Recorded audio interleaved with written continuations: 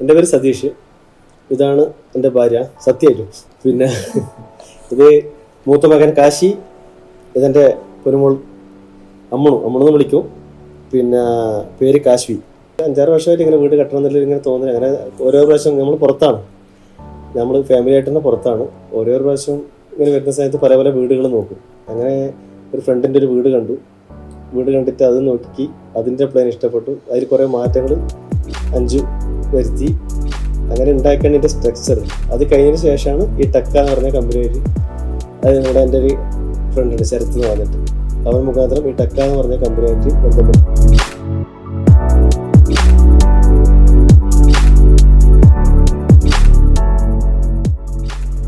നമുക്ക് ഒരുപാട് റിക്വയർമെൻറ്റ്സ് ഉണ്ടായിരുന്നു.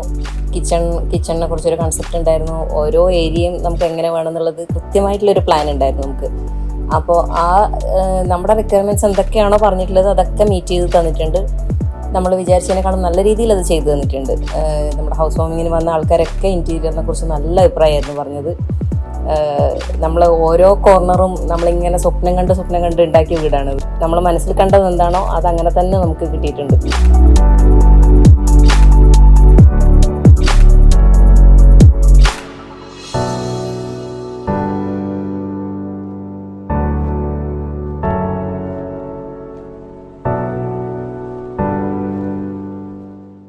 Very very very very thanks ടെക്കേലത്തെ എല്ലാ ആൾക്കാർക്കും, എല്ലാ സ്റ്റാഫിനും, എല്ലാവർക്കും.